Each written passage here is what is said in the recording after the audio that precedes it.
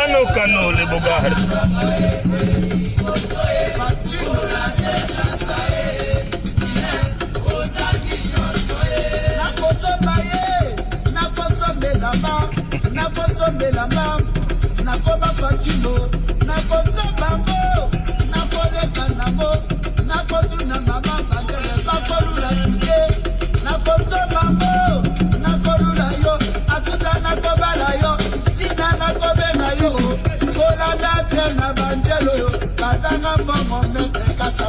Mama, au gagné chassé, au Thomas, aussi mi boquet tout premier. Allo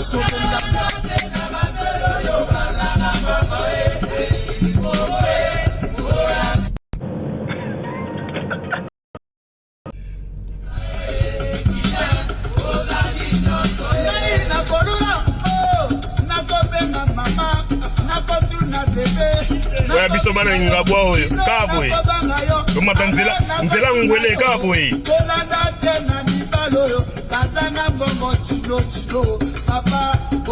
wana na nzela ngwele tokomata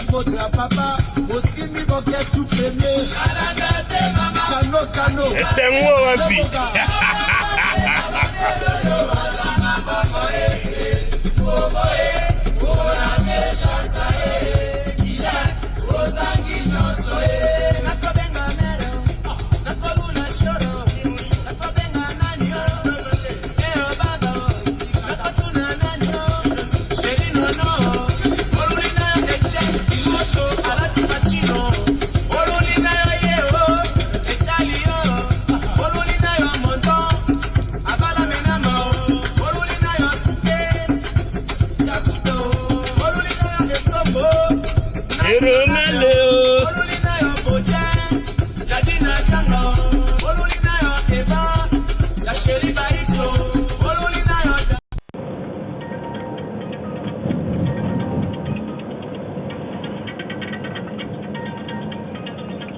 bino be muda zoko beta mwe logo na ye bozoko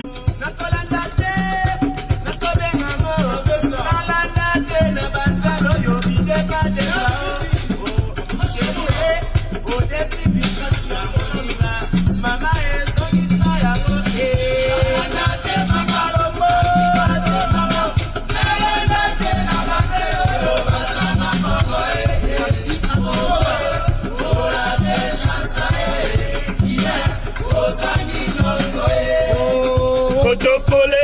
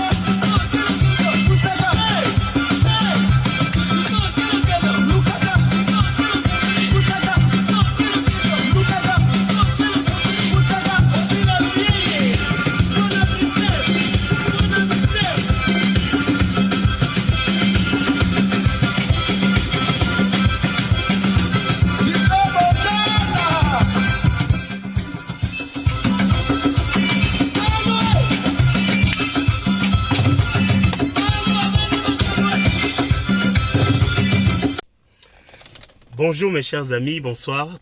Bon, je ne sais pas à quelle heure vous allez me regarder. Bravo l'artiste. Bokechi Wayambo, c'est d'abord un artiste. Bokechi Wayambo, c'est d'abord un père. Bokechi Wayambo, c'est d'abord un frère. C'est un ami. C'est tout pour nous. C'est un Congolais à la base. Et aujourd'hui, c'est vraiment avec beaucoup de joie que je viens faire cette petite vidéo. Juste pour vous dire, pour vous rappeler que Bokechi Wayambo, c'est d'abord un père de famille. Bokechi Wayambo, c'est un Congolais, de père et mère, comme vous le voulez, hein, parce que vous voulez que tout le monde soit père et mère congolais. Bokechi Wayambo, c'est un ami. Bokechi Wayambo, c'est un grand frère. Bokechi Wayambo, c'est notre famille. Et si j'ai commencé par cet opus de Bokechi Wayambo, c'est pour vous montrer le talent de la personne, côté musical. Donc, il pouvait rester dans son domaine qu'il maîtrise très bien, qui est la musique. Et il serait comme les autres musiciens congolais, donc en train de prendre l'argent et puis chanter pour les gens qui nous tuent, qui volent le peuple congolais. Mais quand même, ces messieurs a sacrifié, sa vie. Je peux encore citer sa carrière. Ces messieurs a tout sacrifié pour parler seulement du Congo, le bien-être du peuple congolais. Et moi, ça mérite un peu et ça me dérange de voir qu'il y a des Congolais qui sont contents de voir que ces messieurs est en prison dans de mauvaises conditions. Parce que bon, c'est pas le prison de Kinshasa hein, où vous serez chicoté par la NER et tous les autres. Hein, mais quand même, il est détenu. Certes, il a besoin de voir sa femme, il a besoin de voir sa famille, il a besoin de voir ses amis, il a besoin de continuer sa lutte. Ces messieurs est détenu. Mais quand même, il y a certains de ces Congolais qui aujourd'hui prétendent ou veulent nous faire comprendre que au Congo, tout va bien. On ne tue plus au Congo, le peuple n'est plus affamé, donc la situation sociale, économique, politique du Congo va très bien parce qu'il y a un monsieur au nom de Tshilombo qui est au pouvoir. Donc derrière lui, il y a ses fanatiques, il y a sa famille qui veulent nous faire comprendre que en RDC, on ne tue plus. En RDC, la situation est calme, mais quand même, si j'ose vous citer un peu la misère du peuple congolais, je vais commencer d'abord par la ville de Kinshasa, où il y a de cela 3 jours passés, le peuple de Kinshasa a vécu pendant 4 jours sans de l'eau potable. L'électricité, je ne veux même pas en parler, c'est juste pour vous dire que la situation, elle est catastrophique. La situation ne fait que dégringoler du jour au jour. Et tant qu'un Congolais conscient, qu'est-ce que nous devons faire? Ce n'est pas parce qu'on vient parler, on ne parle pas du mal de notre ami Tshilombo. On n'a jamais parlé du mal sur lui, sur sa personne. Parce que si on s'attaquait à M. Tshilombo, individu, là, on ne serait pas dans le bon chemin. Mais là, nous attaquons à M. Tshilombo, l'institution. L'article 64, si j'ai une très bonne mémoire, ou 65 de notre Constitution, dispose que le président est le garant de la nation et des institutions. Mais malheureusement, la nation va mal, les institutions vont mal. Je vais vous citer. Nous avons eu, où nous sommes en train de vivre le catastrophe naturelle Nyiragongo, qui fait des milliers et des milliers de victimes. Pas de morts, mais quand même, il y a quelques morts, mais quand même, il y a beaucoup de victimes. Il y a des Congolais qui sont dehors. Il y a des Congolais qui se sont réfugiés au niveau du Rwanda et des autres pays voisins.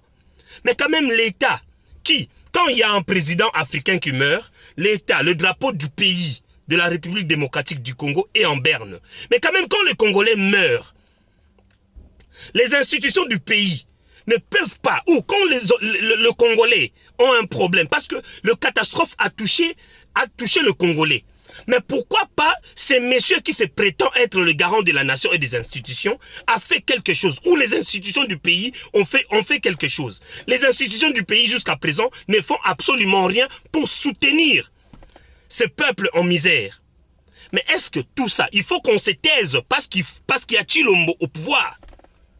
c'est la question que je vais poser un peu à mes amis et savoir, est-ce que nous le faisons de mauvaise foi ou nous le faisons parce qu'il y a intérêt. Notre intérêt, c'est de voir demain le peuple congolais vivre décemment, comme l'avait dit Patrice Emery Lumumba. Nous pouvons vivre dans notre pays, dans la dignité et vivre aussi décemment. Mais le peuple congolais n'arrive pas à vivre décemment, ni dans la dignité. Le Congolais qui sont partis au Rwanda, nous savons quelle relation nous avons avec le Rwanda aujourd'hui. Déjà, monsieur, le criminel Paul Kagame, qui a nié nos morts, va recevoir le peuple congolais, va faire des appels de fonds au niveau de l'ONU pour que l'ONU puisse aider le Rwanda à soutenir le Congo. Mais on se manque de qui? Je me situe en croyant qu'il y aurait des Congolais conscients qui allaient comprendre que nous sommes rabaissés jusque même, je ne sais pas, jusqu'au magma. Parce que là, nous ne sommes pas par terre. Vraiment, le Congolais n'est plus par terre. Le Congolais est enfoncé jusqu'au magma. Parce que c'est la honte qu'un petit pays comme le Rwanda, avec son dirigeant génocidaire Paul Kagame, les criminels, fasse des demandes au niveau de l'ONU pour que le Rwanda puisse soutenir la République démocratique du Congo. Mais, des fois, on doit se poser des questions. Avons-nous vraiment des dirigeants en République démocratique du Congo? Avons-nous des dirigeants en République démocratique du Congo? Parce que si Kagame, le criminel, l'assassin, les géniteurs du génocide en République démocratique du Congo commence à faire des demandes au nom de la nation congolaise, je me pose la question, où se trouvent les institutions? Le président de la nation et le garant de la nation et des institutions, il est où? Parce que nous n'allons pas citer que c'est le ministère des Affaires sociales qui devait faire, mais non, ils sont sous tutelle de qui? Du président de la République. Mais jusqu'aujourd'hui, le peuple de Goma est dehors, le volcan a fait ce qu'il pouvait faire, mais quand même le peuple devrait être soutenu par les institutions. Et commençons d'abord par les initiatives du président de la République, parce que c'est lui le premier citoyen du Congo. Mais ces messieurs, malheureusement, fauchés par le côté tricheur, ces messieurs n'arrivent absolument à rien faire. Donc, quelque chose qui a été obtenu dans le mensonge et dans la tricherie la plus totale. Et c'est ce qui couvre où les Yombo arrivent parce que ces messieurs est passé au pouvoir par un mécanisme d'escroquerie la plus pantagruélique et rocambolesque qui puisse arriver dans notre nature. Et malheureusement, au XXIe siècle, et ces messieurs est soutenu par l'oligarchie Tutsi de Paul Kagame, ces messieurs est soutenu par les ennemis du peuple africain, ça veut dire la France, qui soutient un tricheur. Moi, je me pose la question. Je peux peut-être me tromper, mais pas dire que le modèle de ma vie ne peut pas être un tricheur. Moi, mes enfants, je ne veux pas les apprendre à tricher, moi. Je ne vais pas apprendre à mes enfants qu'il y a eu un tonton qui avait triché et il a accédé au pouvoir sans faire des efforts. Ce monsieur a été parachuté au sommet de l'État. Ce monsieur a été injecté au sommet de l'État sans avoir de base ni intellectuelle ni historique du pays. Parce qu'il a passé tout son temps en Europe. Et malheureusement, ce monsieur a pu recruter que ses amis. Ses amis de Nganda de Bruxelles, ce monsieur a ramené tous les chekounaires, ce monsieur a ramené tous les délinquants de Bruxelles pour aller diriger les institutions en République démocratique du Congo. Voilà les résultats. Le peuple congolais, la situation sociale, économique, politique du pays ne fait que dégringoler du jour au jour. Mais quand même, il y a un groupe d'individus ou un groupe de fanatiques. Parce que je n'ai jamais fait l'amalgame en citant l'UDPS. Nous avons l'UDPS familiale qui est aujourd'hui dirigée par les gens que je ne cite pas le nom. Et nous avons la conception de l'UDPS. L'idéologie de l'UDPS que nous portons. Parce que la démocratie que nous avons appris de l'UDPS, ce n'est pas ce qui est appliqué aujourd'hui. Où ils ne veulent plus de critiques, ils ne veulent plus de reproches. Aujourd'hui, le monsieur au pouvoir, il est le sang, il ne fait absolument rien. C'est lui qui doit diriger le pays. Or qu'à l'UDPS, on ne nous a pas appris ça. L'UDPS, nous avons appris la démocratie participative. où la majorité au pouvoir dirige et l'opposition donne ses avis. C'est ce que nous avons appris dans l'UDPS. Et après 32 ans, je ne sais pas si les gens n'ont pas assimilé la notion de l'UDPS. Aujourd'hui, c'est aberrant, des fois de le dire, mais quand même, c'est un grand parti, l'UDPS, qui a aussi des cadres, qui a aussi des gens de bonne foi, des gens qui aiment le Congo. Dans l'UDPS, il y a des gens qui aiment le Congo. Mais ils se taisent. Et moi, je les accuse. Parce que vous vous taisez. Mais la situation du pays ne fait que dégringoler. Vous savez l'idéologie de l'UDPS. Vous savez ce que le père et les autres, les 13 parlementaires se sont battus pour que demain ou aujourd'hui, nous puissions avoir un pays démocratiquement stable. Mais vous êtes en train de faire chuter la démocratie en République démocratique du Congo. Un parti politique appelé l'UDPS, l'Union pour la démocratie et le progrès social. Le progrès social ne fait que dégringoler, la démocratie ne fait que chuter. On se pose la question, qu'est-ce que vous avez appris de l'UDPS? C'est la question qu'on doit se poser. Qu'est-ce que vous avez appris vraiment de l'UDPS? À part être fanatique. Mais nous ne sommes pas là pour être vos fanatiques, ni être vos accompagnateurs. Nous allons faire le travail de l'UDPS. Vous n'êtes plus dans l'UDPS. Vous êtes dans la mangeoire. Aujourd'hui, comme le disent beaucoup, et comme ils tournent à Bissau. Mais nous, on ne se bat pas pour que demain nous puissions accéder à la magistrature suprême. Mais quand même, nous nous battons pour que demain, nous puissions avoir des institutions fortes. Et non pas avoir des hommes forts. Béton, Oumela, des choses comme ça. Ce n'est pas ça le combat que nous menons. Le combat que nous menons, c'est de demain voir des institutions fortes, afin que ces institutions puissent conduire la nation. Et non pas un homme conduire la nation. Parce que, selon Jean-Jacques Rousseau, il n'y a jamais de mauvais roi. C'est le poste de roi qui conduit toujours la personne à être...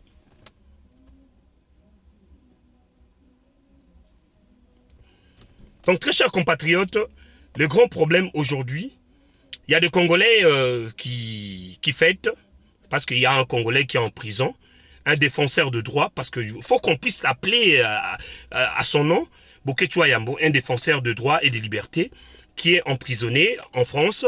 Et comme je l'ai dit autrefois, la France, c'est un grand pays de liberté et c'est un grand pays de droit.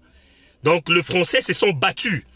Depuis 1789, les Français se sont levés contre l'injustice royale. Et jusqu'à aujourd'hui, le peuple français s'élève. Récemment, nous avons eu la révolte des Gilets jaunes. C'est pour vous dire que nous sommes dans une nation où les gens se révoltent quand ça ne va pas. Où les gens s'élèvent quand ça ne va pas. Et c'est l'exemple que nous devons suivre. On ne peut pas vous empêcher de vous lever. Les révolutionnaires de 1793 l'ont bien dit. L'insurrection, c'est un devoir pour tout citoyen. Quand ça ne va pas. Et au Congo, ça ne va plus. Donc je demande à mes frères et sœurs de vous lever. N'attendez pas que les politiques, qui sont tous complices de cette misère, viennent vous sauver. C'est à vous de vous lever. Le peuple n'a jamais eu un libérateur. C'est le peuple lui-même qui se libère. Et toi, si tu attends que quelqu'un vienne te libérer, mon frère, ma sœur, mets-toi dans ta tête que tu resteras esclave de cette politique.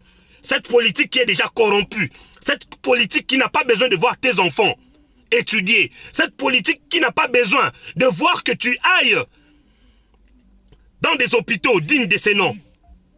C'est pour ça que je te demande, mon ami, il est temps que nous puissions nous lever. Il est temps que nous puissions nous lever. Le travail que nous faisons, c'est le travail qu'avait fait Charles de Gaulle quand il était en exil à Londres. Il s'est levé à partir de Londres. Il a appelé ses enfants, il a appelé ses amis pour dire « Levez-vous ». Nous sommes dans une occupation. Et c'est ça le travail que nous sommes en train de faire aujourd'hui. De vous dire que nous sommes dans une occupation. Et dans l'occupation, nous ne pouvons pas faire de la politique. Le régime de Vichy, conduit par M. Tshilombo, demain, sera considéré comme le régime d'occupation parce qu'ils ont collaboré avec l'occupation. Tous ces gens qui travaillent aujourd'hui dans la politique congolaise seront considérés comme des occupants en même niveau que le Rwandais ou l'oligarchie Tutsi Azara Sourouberwa et tous les autres qui occupent des institutions pour déstabiliser la politique congolaise. C'est pour ça que je viens te dire aujourd'hui, mon frère, il est temps, ma soeur, il est temps que nous puissions nous lever. Le Congo nous appartient. Nous avons un devoir. Parce que demain, nos enfants, nos petits-enfants, vont nous demander, grand-père, grande-mère, mais pourquoi vous vous êtes laissé dans l'esclavagisme de tout Rwandais? Et moi, je répondrai que moi, je me suis levé. Mais quand même, derrière moi, il n'y avait pas de gens pour suivre. Derrière moi, il n'y avait personne. Nous étions avec d'autres amis, mais la majorité sont passés dans le fanatisme pour dire béton ou mela. Mais or que ce n'est pas ça que nous voulons. Nous voulons des institutions fortes. Nous voulons des institutions bien assises pour que ces institutions puissent conduire le pays et non pas un homme pour conduire le pays. Parce que la libération du peuple ne viendra pas d'un homme. La libération de notre pays viendra de nos efforts collectifs. Main dans la main, comme nous l'avons fait avec Hippolyte Kanambe. Kanambe n'est jamais parti parce qu'il avait envie de partir. C'est parce que nous avons fait la pression. Nous nous sommes levés comme un seul homme. Pour dire stop, ça suffit. Chega, basta. Et Kagame et Kanambe est parti. Et aujourd'hui, nous avons encore un autre oligarque. C'est lui qui veut nous imposer